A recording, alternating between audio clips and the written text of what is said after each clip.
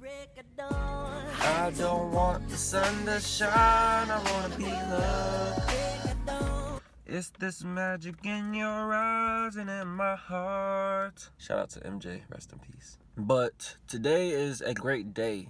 Today's a great day because we are here. Alright, man. Here we go. I deleted social media, and here's what I found. So, last year is when I first deleted social media. I deleted it in July of 2020. The reason why I deleted it is because it was a mixture of things. So I went through a heartbreak situation in April, and you know, when you go through a heartbreak situation, you don't want to be reminded of nothing of that person. You don't want to see their face. You don't want to you don't want to hear their name. You don't want no parts with them or anything that may remind you of them. So, you know, I was doing semen retention at this time too. I got introduced to semen retention. I was like, hey, I don't want to see nothing, bruh. And on social media, it's a lot of things, a lot of pornography, whether it's explicit or implicit. It's always pornography. It's, if you watch TV, you'll see something, or if you listen to the radio, if you go anywhere in this world, you'll probably see something that is really sexualized. I saw this girl, it was a commercial. I saw her, she was sitting in a chair with her legs spread out, and then she was leaning over and everything, and licking her lips and stuff, and you like giving all this seductive look. And then it was a Verizon commercial, bruh. I was like, what the hell? This ain't got nothing to do with Verizon. Why is she looking like that? We talking on... It just don't make no sense. They just sexualize everything because they know that it'll get our attention. So when you go on social media, especially on Twitter, it's going to be a lot of pornography. And that's what social media is built for, to catch people's attention like that, and to keep you stimulated, and just to keep your mind just thinking like that. And also, I was going through my spiritual awakening between June and July. So, you know, during your spiritual awakening, you really don't want to be influenced by outer elements, by outer things that are outside of yourself, right? You don't want to be influenced by what other people are doing, and you know, you want to make sure that you approach this in the best and healthiest way possible. So I said, hey bro, I don't need this in my life no more. And it was super difficult, man. I'm not gonna lie, I'm not gonna say that it's super easy, because it's not. When you're out in an awkward situation or in like a public group or whatever, whenever it's like an awkward situation, you go on your phone and you do what? You go on social media. You go on Instagram, Snapchat, Twitter, whatever. You go on social media to act like you just doing something on your phone just to avoid the awkwardness of the situation. You know, that's what I thought about when I was deleting social media. I was thinking like, damn, I'm not going to have this to bail me out. This is my safety net. What am I going to do now? Because I'm not really like a super social person, and like I'm an introvert and I don't like talking too much, and sometimes I can tend to be socially awkward. So I was like, damn, this is my safety net. What am I gonna do after this? The first 2 weeks to a month, it was super stressful. I felt damn near depressed. I was like, what do I do? Where am I gonna go? What am I gonna do in my life? Because I was an addict. I was addicted to it, just like most people.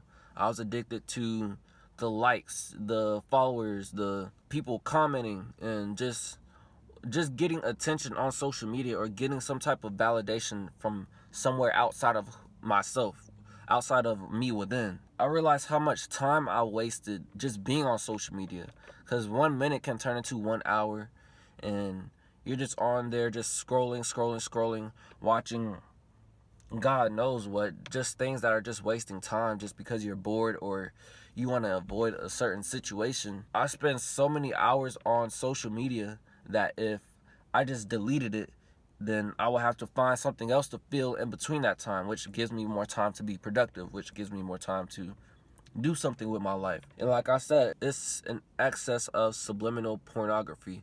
Whether it's super explicit, like on Twitter, is literally pornography on Twitter. Or you might go on Instagram or whatever, and then girls posting half-naked pics and just showing their ass or just their body or something just to get attention. That's the number one attention marketing strategy. Something that is implying sex or something sexual, you know? Maybe it's just the look, or it's just a pose, or just your body, or whatever. It's always something, and you can play it off as, you know, this is not pornography, this is just my body. that's debatable, because you can tell when somebody's doing something for attention, right? And it's a lot of attention seekers on social media. That's what it's built for. You're just posting pictures. You're not promoting your business or anything. You're just posting pictures for other people to see. After I deleted social media, I felt a lot more pure inside, because I'm like, hey, I'm not watching pornography anymore. I'm not finding pornography on social media anymore. I'm just being present as myself, and I'm not getting influenced by these external poisonous things in society. Another big thing is I just stopped caring about other people's lives, bro. Like I was saying, social media is full of, do I have enough likes? Do I have enough views? Do I have enough comments? Do I have enough followers? Do I have enough subscribers from other people? Are other people making me feel good about myself now? Is this enough for me to feel good?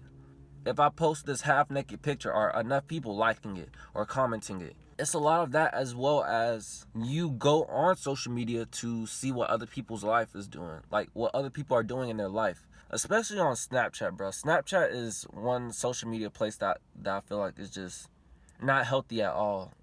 Like, you go on social media and all it is a bunch of people posting fake highlights of their life. Like, they ain't even living it up like that. They just want to look like they are, and you just tapping and seeing like, oh, this is where this person was this day, or oh, this is what this person is doing. And you end up caring about what other people are doing in their life rather than what you are doing in your own life. You try to make your life look better than what it is on social media, because you worry about what other people will think about you, what your peers will think about you. If you're not living it up like how they are, if you're not as financially stable as they are at this age, or if they have this type of job, how much money they're making, how many friends they look like they have, how much whatever, you just care about it so much. And in reality, that shit doesn't even matter, bro. It only matters when you see it and when you add value to it. When in reality, it doesn't matter, bro. I remember somebody told me that I don't want to really talk to you in public. Like, why do you need to catch up with me in public? You can just go on my social media page and see what I'm doing with my life, and you can be like, oh, that's what this person is doing. That shit was sad, bro. That shit hurt my heart hearing that, because it's like, that's not our life. That's not who we are. Social media is not who we are. It's what we want to show people. I'd rather people know me as who I am in person, in an actual social situation, rather than on social media, because I've done it, man. I make sure I post the best pictures, because I don't want you to see the worst side of me on social media. Whether it's the real side of me or not, I'm not going to post it. I just want you to see the best thing possible. I want you to see the highlights, or I want you to see this fake life that I'm living, this fake dream life that I'm living on social media. That's not the real life, man. And you shouldn't care about what other people's lives are like either. When you go on Snapchat and you be like, oh, this is what this person posting, this is what they doing. You look at that and then you're like, well, what the hell am I doing with my life? And you realize that you're not doing the same things that they are. And it's best if you don't even feed into it. It's best if you don't even find it, if you don't look at it. Because you can't care about something that you don't know about. That's why they say ignorance is bliss. I never understood it until now. If you don't have any clue about what it is, how can you care about it? How can you value it? You can't, because in your world, in your reality that you choose to create, it doesn't exist. Therefore, the only thing that exists is what you want to exist. It's rare that people nowadays are just alone with themselves. They don't have their phone, they don't have their laptop, they don't have anything other than their own thoughts. And I realized that, once I put all the social media away and I'm just by myself, I felt really lonely. I felt like, damn, what am I doing with myself? What am I doing? I've been worried about what everybody else is doing on social media. What am I doing? I'm sitting here. Where's my life going? I'm sitting here. I'm 19 years old, and what am I doing with my life? It's one of the few times where you can actually exist in silence, when you don't have a buffer to distract you from your life. You don't have anything to distract you from your own thoughts. You start to understand your problems. You can't solve problems that you aren't aware of. So when you are alone with your own thoughts, you have no choice but to become aware of the problems that you're dealing with. And then that ignited me to solve them, to fix my own problems. Because before I didn't even know of my problems because I was too busy on social media watching all these damn videos and just tapping likes and commenting shit, just just trying to keep myself distracted from being by myself. And a lot of people nowadays don't know how to be by themselves. They have to be in crowds of people, or they have to be on their phone doing something. The strongest people are those that can just be by themselves and not be on their phone the whole time. They are just able to sit with themselves, with their own thoughts. They are the ones that are the most comfortable with themselves. And that's what I'm working towards. That's what I'm becoming.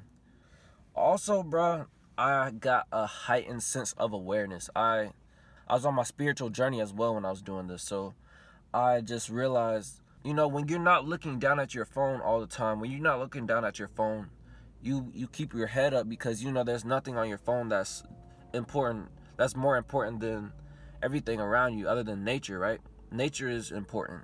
Your environment that you are presently in is important. They say the present is a gift. It truly is, because we don't even acknowledge the present. When people go to concerts and stuff, when people go to concerts, to music concerts, they record it on their phone the whole damn concert. They're not even in the present, and then they go post it on Snapchat. You see the whole damn hour and something concert on their Snapchat story, and you like, damn, bro, do you even remember it? They see the concert just like us because they was recording on their phone the whole time. That ain't fun, bruh. That's boring. That's boring to me. I'd rather be there and really witness it for what it is. I'd rather go walk out in public and see people and see how people interact with each other and see how, see people's faces and their smiles and their expressions and living in nature, just being out and really being there, being present. That's my biggest obstacle, I think, in life, is my inability to be present. I've been like I said, I was using social media as a buffer. I would always be on my phone or whatever. And this is the first time in my life where I'm actually becoming present in time. Like, I'm actually here. I'm actually aware of what's going on in the moment. Once I went back to social media in around October, it went down. I wasn't aware of things as much. And then I deleted it again, and then it went up again. It's almost like it's a superpower. It's not just that I'm just aware of things like that I can see. It's just my intuition heightens. It's like I almost know exactly what to do in my life and where to go. Like, I always know the next step now. And this is crazy because I've never felt like this in my life until when I deleted social media. And another thing that I don't know the science behind or anything is my gratitude. This was the biggest thing. This is the most biggest part of this. I watched Gary Vee, and he was always talking about, like, gratitude, man, gratitude. I'm so grateful to be here, man. You gotta be grateful. Wake up and be, oh man, I got a bed. I was like, yeah, I get it. I feel you. But what's the real thing? And I feel like I finally understood. I feel like I finally got it. Like, I finally understand it. This is what I've been looking for. This is everything. This is life. This is the answer. Gratitude. And I don't know how social media, my theory is that, social media was hiding what life truly is. My phone and everything, all these buffers was hiding what life truly is. And, when you're able to look around and really be present, you don't have something distracting you. You have your own thoughts. And when you worked on yourself and when you start to become everything that you wanted to be, everything that you could have possibly dreamed of, I'm becoming my fantasy version. I'm becoming my dream Ty. I'm becoming Dream Ty. Like, I never thought this could have happened, but I am becoming that.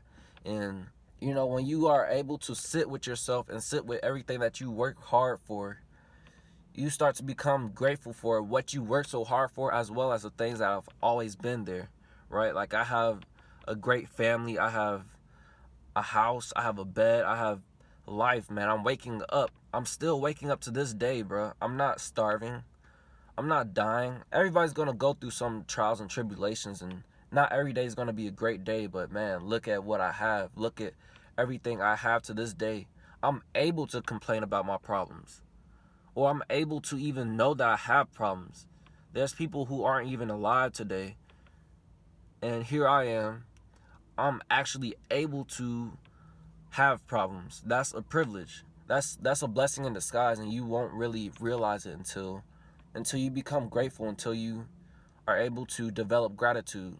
And it really changed my approach on life. I don't see problems as problems. I see them as blessings in disguise. There are either blessings in disguise or they are obvious blessings. There's no in between. It's one or the other. And that's what problems are. That's what heartbreak is. That's what pain is. They're all blessings in disguise, because they are going to make you better. You can't get better by doing the same things, by being comfortable, by just existing and going with the flow of life. You have to go and do something about it. I became so grateful for everything that I had, everything that I felt like I had, and everything that I felt like I was going to have. It's really a hard feeling to explain, and you won't get it until you get it. You won't understand it until you are able to witness it firsthand. I would really encourage anybody and everybody to at least try to delete social media for, like, I still have my accounts, but I just deleted the app. Like, you can delete the app for maybe delete one social media app for a certain amount of time, or just delete all of them for maybe a week, and then download it again, and then next time 2 weeks, then 3 weeks, then 4 weeks, until you don't have to rely on it for your happiness. I think that it's best if you learn how to not need it in your life. Learn how to live without it. Because you can say you're not addicted all day, but if you delete it and you struggling to live without it, you're addicted. So if I can do it, man, if I can do it, out of anybody in the world, if I can do it, you can do it too. I was a lazy ass person. Like, I had no really work ethic whatsoever. I wasn't working towards anything. I didn't see myself as becoming something really in the near future. But now I do. And I have to thank my spiritual awakening. I have to thank my heartbreak situation. I have to thank semen retention. And I have to thank deleting social media. Because all those things have improved me for the better. If you want to improve your life as well, you got to try new things. You got to try things. So just experiment, man. If you are really serious about improving your life, you have to try something. You have to get uncomfortable, and you have to do something that's out of the ordinary. The entire world is doing the ordinary. So if you want to be different from the entire world, you got to do something different. You got to think outside the box, and you got to live outside the box. So yeah, that's my video, man. I'm on this journey just like the rest of y'all, man. We all can do it. We can all become successful in our life, as long as we continue to work for it. No matter if it's little progress or big progress. Progress is progress, and the main thing to do is to be consistent. So I believe in all of y'all, and I think that we can all do it, man. We can all make our life better. So yeah.